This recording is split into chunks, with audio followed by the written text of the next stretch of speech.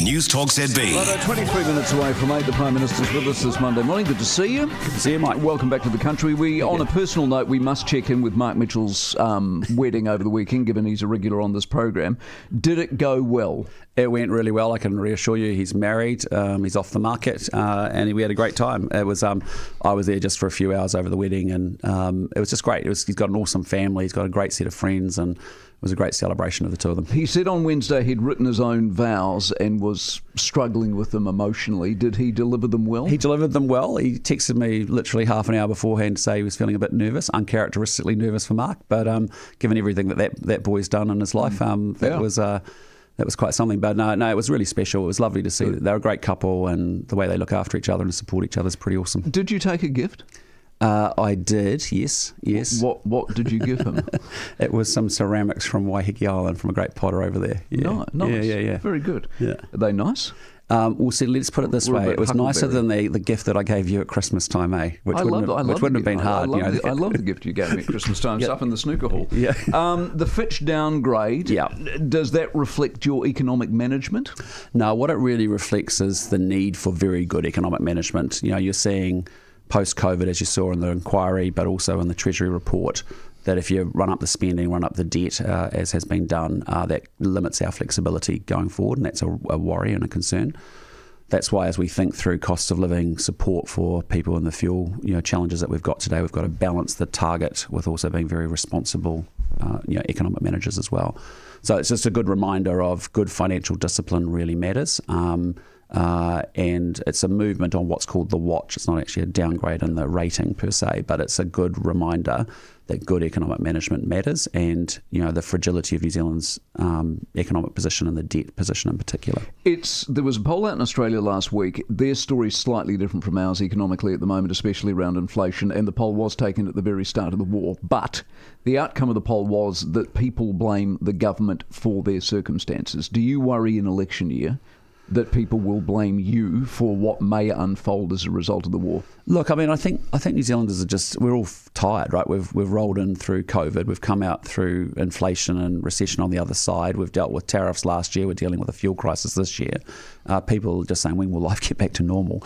I was down in Hamilton on the weekend, and that's sort of what people are really wanting to know. What I need them to know is that having good, responsible economic managers in difficult times like this, and when it's a lot of volatility, is actually really important. We will do everything we can to support New Zealanders, but I have to be really straight up and honest and say we cannot support everybody to the extent they probably want to be supported, because we're going to deal with some of the financial constraints that we've got. Let me come back to the specifics of that in a moment. I don't know if you're aware of this, but Mark Rutte, overnight NATO secretary, he's responding to Trump's fury over the lack of NATO support and general global support, especially around the Strait. But he says, quote, "Good news, we're coming together to implement his vision and making sure that the Strait of Hormuz is free. Other nations involved in this are Japan, Korea, Australia, New Zealand, Bahrain and the UAE. Are we involved in this?" No, so what he's referencing is two things. One is there's a statement that we signed up for on Friday night, which is essentially like-minded countries like ours saying, hey, listen, and the reason we signed up for it is Kiwis are paying under pressure with the fuel pump, get it? Why is that happening? It's happening because the boats, there's 3,500 ships that can't get through the Strait of Hormuz at the moment. Why is that happening? Because the Iranians are then attacking those ships, which is actually against something called the freedom of navigation and the rules-based sort of system. So we've come out to condemn Iran for that and to say that has to stop. So that's all we're doing. Yeah, the second part of what they're alluding to is then there is discussion around multilateral efforts to how you might go about doing that. We have not been asked, we have not been engaged on any of that, and obviously any future decisions around that, we'd have to have a pretty big discussion at Cabinet. So I think that's getting well ahead of itself in terms of our focus is on standing up. People say, well, we've got to stand up for the rules-based system. Well, we are. This is an example of how you do it with like-minded countries to say, hey, listen, Iran, why are you lashing out at countries that have got nothing to do with the strike on you? That is US and Israeli action. Well, because they're desperate. Yeah, exactly. And so, but we've got to call that out. The key thing I'm really focused on, Mike, to be honest, is that security of supply. That's really what we've got to maintain. We're in quite good shape, even relative to the Australians, frankly. We've got higher levels of stock cover. All our ships came through over the last week, which is good. Do you have anything new on that? Because I asked Nicola about this on Friday. She didn't seem to know. Post the ships on the water coming here, I get all of that. Beyond that next round of contracts, are they in? And do we know those ships are coming?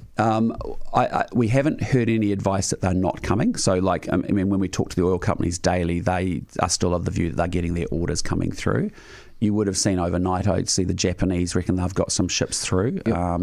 We obviously get our supply out of South Korea, which is good, about 45%. We get about 30% out of Singapore. Yep. I'm talking to the Singaporean Prime Minister in the next wee while, and they've all reassured us that they've got good supply. So beyond the 49 days. Yes. But having said all of that, I'm wanting our system to think about, okay, that's great, but you're sitting there going, surely, is there going to be a shortage of crude at some point coming through that strait? Because even if it comes through and it flows through and it's released tomorrow, there must be some lag effect in the system. And sure. So now those refineries in South Korea and Singapore will be doing everything they can to actually secure supply out of the US. There's a couple of other sources that they can go to around the world. Well, they're Russian and Iranian. Russian, but we won't be going there. We don't. Why not? We don't need to go there at this point in time. The refineries, they will make the calls as to where they can get their sources, but there's even, I was reading about a source out of the UAE that actually they can seem to get some oil out of there too. But that's what we're monitoring. That's what we're really interested in, is that we have to start to think about future scenarios where we hope none of that happens, but we have to plan for that. Okay. What are you looking at the moment in terms of help? Is it time, or is it a dollar amount in terms of a litre? What triggers it? Yeah, so I think there's a series of, so first and foremost, there's two issues to manage. One is the supply, because if we don't manage the supply, that'll be the biggest single impact on jobs and income.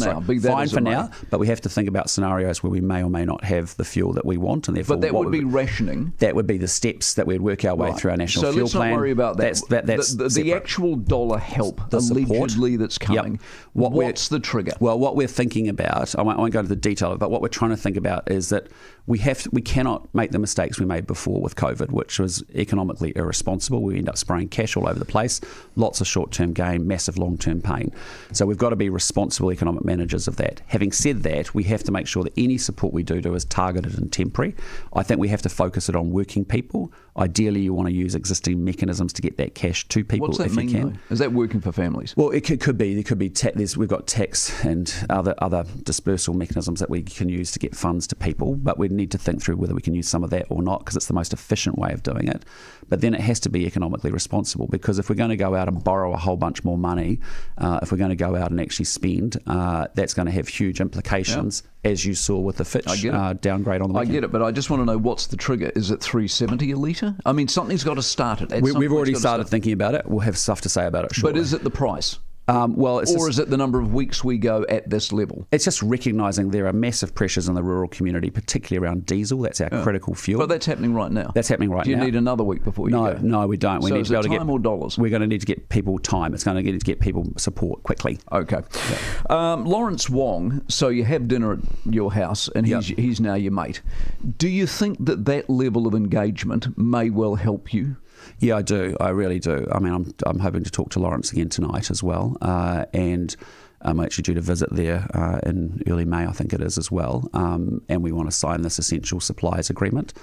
We've already got that in place, which means that they'll provide us with food and pharmaceuticals in a crisis, fuel and pharmaceuticals. So do you think what I'm asking basically is, if it all starts to hit the fan, could you lean on him because of the relationship and engagement? That's what those relationships are there for. That's how I've always thought about the job, is that the one thing I have to do is make sure I build good rapport with different leaders with different personalities. I'll be talking hopefully to the South Korean president shortly as well, and I've met with him several times. But you do want to have rapport. You do want to have relationships. So when you hit problems like this, that you can actually make sure you've done everything you possibly can at a relational level, but at a practical level, to make sure that we're advancing our interests. And so that's how those relationships do matter. A quick word on Winston and the splitting of the gentailers. How far apart are you on that? Well, look, I mean, he'll have his own policies, as you. No, I get that. But are you a world away from splitting gentailers? It's not something we would up for, because I think there's two things. Would you fight it? Well, we're just not going to do it. Because you've jawboned a lot on supermarkets, a lot on banks, and a lot on the power price. But I just think in this case it causes massive uncertainty in a sector where that needs stability and certainty. Yeah, it's massively disruptive if you did something like that. And secondly, our focus is on actually just expanding, de-risking it by making sure we've got firming capacity in place, which is what we've been working hard at. And the second bit is, there is a massive renewables boom going on in the country. I mean, the last government rejected a proposal down in Southland that actually powered up 100,000 homes. We've got that through fast track. I mean, that's brilliant. So there's a massive boom of renewables going on. So it's sooner for stability, security, reasons not do something disruptive like that. And two, we've got a lot of electricity coming. I think the war's going to be over within 3 weeks. Is it already affecting your budget? And you're thinking, May 28th? It will have to. We'll have to adjust to it because. So you're thinking about it already right now? Well, we're starting to think. We understand there'll be significant financial impacts. We are going into this better than we were 2 years ago. You would have seen even the week before the Iran conflict kicked off, our preliminary forecast had us performing much better than we were even 3 months ago. But there's no doubt about it. This will have, certainly an impact across our economic management. But that's why we need. In times of volatility, you need really solid economic management, because when you lose formation, as we did through COVID, and we're now dealing with all those consequences, we have to find the balance through all of that. All right, now see. Prime Minister Christopher Luxon, 12 away from 8. It's a hassle making time to pick up my medicines. That's why I shifted to Zoom Pharmacy. I use their free monthly medicine service. They organise my daily medicines and deliver them to me every month. I also get to speak to a pharmacist when I need to in the privacy of my own home. If you're taking 3 or more daily